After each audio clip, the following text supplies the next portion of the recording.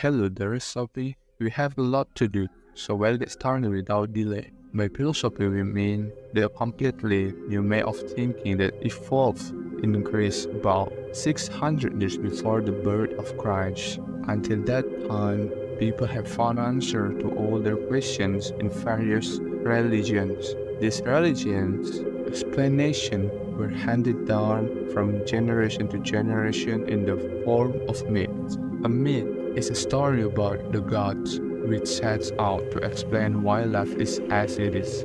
Over the millennia, while profusion of mythological explanation of philosophical questions spread across the world, the Greek philosophers attempt to prove that these explanations were not to be trusted. In order to understand how the early philosophers thought, we have to understand what it was like to have a mythological picture of the world. We can take some Nordic myths as examples. You have probably heard of Thor and his hammer. Before Christianity came to Norway, people believed that Thor rode across the sky in a chariot drawn by two goats. When he swung his hammer, it made thunder and lightning. The word thunder in Norwegian, Thordon, means Thor roar. In Swedish, the word for thunder is aska, originally as-aka, which means God's journey over the heavens. When there is thunder and lightning, there is also rain, which was vital to the Viking farmers, so Thor was worshipped as the god of fertility. The mythological explanation for rain was therefore that Thor was swinging his hammer, and when it rained, the corn germinated and thrived in the field. How the plants of the field could grow and yield crops was not understood, but it was clearly somehow connected with the rain.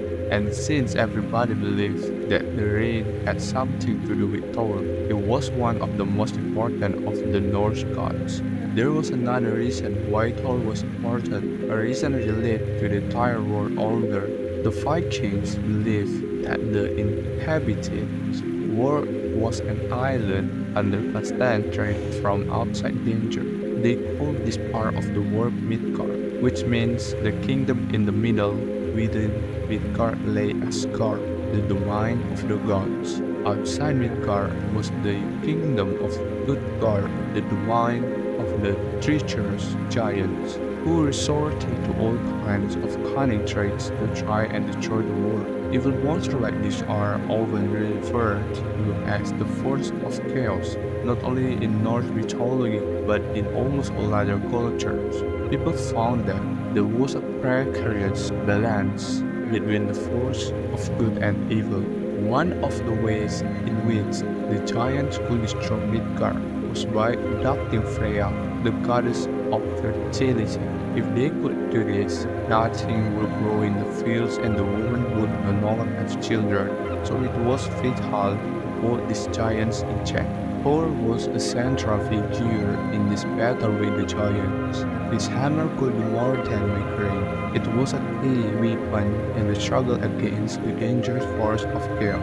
It gave him almost unlimited power. For example, he could soar it had the giants and slay them, and he never had to worry about losing it because it always came back to him, just like a boomerang. This was a mythological explanation for how the balance of nature was maintained and why there was a constant struggle between good and evil. And this was precisely the kind of explanation that the philosopher rejected. But it was not a question of explanation alone. Mortals could not just sit idly by and wait for the gods to intervene while catastrophes such as drought or plagues loom. They had to act for themselves in the struggle against evil, as they did by performing various religious ceremonies or rites. The most significant religious ceremony in Norse times was no offering. Making an offering to a god had the effect of increasing that god's power. For example, mortals had to make offerings to the gods to give them the strength to conquer the force of chaos. They couldn't do this by sacrificing an animal to the god, The offering to Thor was usually a goat. Offerings to Odin sometimes took the form of human sacrifice. The myth that is best known in the Nordic countries comes from the Edith poems, the Lay to a Child. It tells how Thor, rising from sleep, finds that his hammer is gone. This makes him so angry that his hands tremble and his blood shakes. Accompanied by his henchman Loki, he goes to Freya to ask if Loki may borrow a wing so that he can fly to Jostien, the land of the giants, and find out if they are the ones who have stolen Thor's hammer. In Jostien, Loki meets Thor, the king of the giants, who sure enough begins to boast that he has hidden hammer 7 loads legs under the earth, and then he adds that the god will not get the hammer back until Thrym is given Freya as his bride. Can you picture it, Sophie? Suddenly the good gods find themselves in the midst of a full-blown hostage incident. The giants have size of the gods, most fatal defensive weapon. This is an utterly unacceptable situation. As long as the giants have Thor's hammer, they have total control over the world of gods and mortals. In exchange for the hammer, they are demanding Freya, while this is equally unacceptable if the gods have to give up their goddess fertility, she who protects our life. The grass will disappear from the field and all gods and mortals will die. The situation is deadlocked. Loki returns to Asgard, so the myth goes and asks Freya to put on her wedding attire, for she is to wed the king of the giants. Freya is furious and says people will think she is absolutely man-crazy if she agrees to marry a giant. Then the god Heimdall's idea is suggested Thor dress up as a bride with his hair up and 2 stones under his tunic. He will look like a woman. Understandably, Thor is not wildly enthusiastic about the idea, but he finally accepts that this is the only way he will ever get his hammer back. So Thor allows himself to be attired in the bridal costume with Loki as bridesmaid. To put in present-day terms, Thor and Loki are the gods' anti-terror squad disguised as women. Their mission is to breach the giants' stronghold that recaptured Thor's hammer. When the gods arrive at Jostien, the giants begin to prepare the wedding feast. But during the feast, the bride Thor, that is the force and entire oaks and 8 salmon. He also drinks 3 barrels of beer. This astonishes Thrym. The true identity of the commandos is very nearly resolved, but Loki managed to avert the danger by explaining that Freya has been looking forward to coming to Jostien so much that she has not eaten for a week. When Thrym leaves the battlefield, he is the bride. He is startled to find himself looking into Thor's burning eyes. Once again, Loki saves the situation by explaining that the bride has not slept for a week because she is so excited about the wedding. And this, Thrym commands that the hammer be brought forth and laid in the bride's lap during the wedding ceremony. Thor roars with laughter when he is given the hammer. First he kills Thrym with it, and then he wipes out the giants and all their king, and thus the crucial hostage affair is a happy ending. Thor the Batman or James Bond, the gods, has once again conquered the force of evil. So much for the myth itself, Sophie. But what is the real meaning behind it? It wasn't made up just for entertainment. The myth also tries to explain something. Here is one possible interpretation. When the drought occurred, people saw an explanation of why there was no rain. Could it be that the giants had stolen Thor's hammer? Perhaps the myth was an attempt to explain the changing seasons of the year. In the winter, nature dies because Thor's hammer is in Jostien, but in spring it succeeds in winning it back. So the myth tried to give people an explanation for something they could not understand. But a myth was not only an explanation. People also carried out religious ceremonies related to the myth. We can imagine how people's response to drought or crop failure would be to ignite the drama about the events in their midst. Perhaps a man from the village would dress up as a bride with stones for brace in order to steal the hammer bags from the giants. By doing this, people were taking some action to make it rain so the crops would grow in their fields. There are a great many examples from other parts of the world of the way people dramatize their myths of the seasons in order to speed up the process of nature.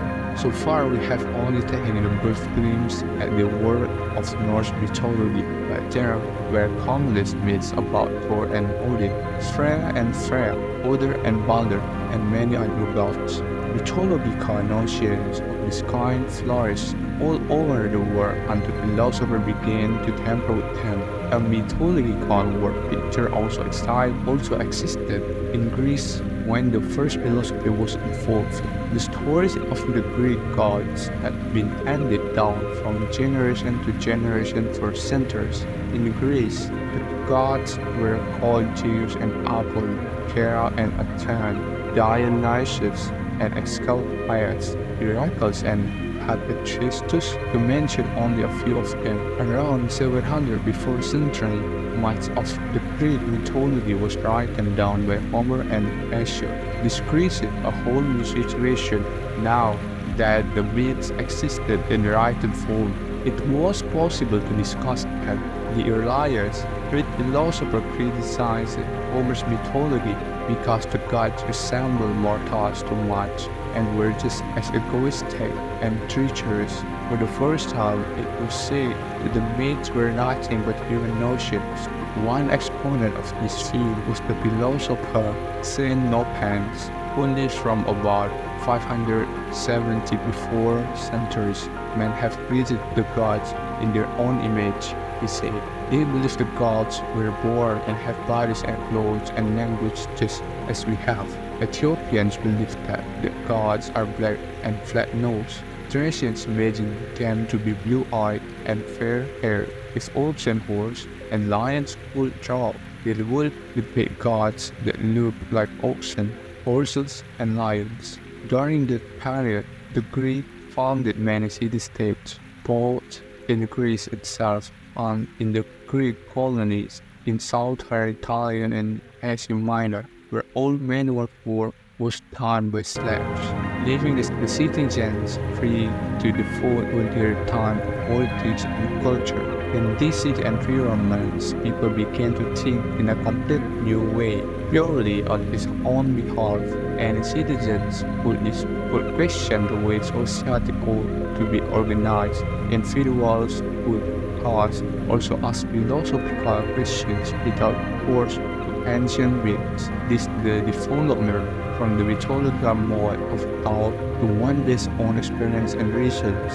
The aim of the early Greeks philosophy was to find natural rather than supernatural explanation for natural process.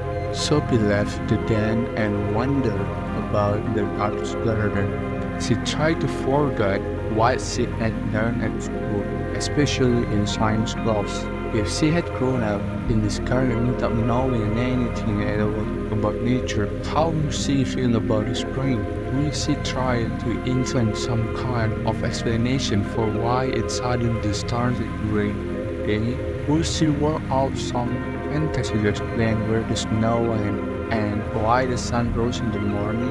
Yes, she definitely would. She began to make up a story. Winter held the land in its icy grip because the evil warrior had imprisoned the beautiful princess Sigita in a cold prison. But one morning the brave prince brought father out and rescued her. Sigita was happy that she began to get out of the meadow, singing a song she had composed inside the calm prison. The earth and the trees were so moved that all the snow turned into tears. But then the sun came out and dried all the tears away. The birds imitated Sigita's song, and when the beautiful princess lit down her golden tresses, a few locks of her hair fell onto the earth and turned into the lilies of the field. Sophie liked her beautiful story. If she had not known any other explanation for the changing seasons, she felt sure she would have come to believe her own story in the end. She understood that people had always felt a need to explain the processes of nature. Perhaps they could not live without such explanations, and that they made up all those myths in the time before there was anything called science.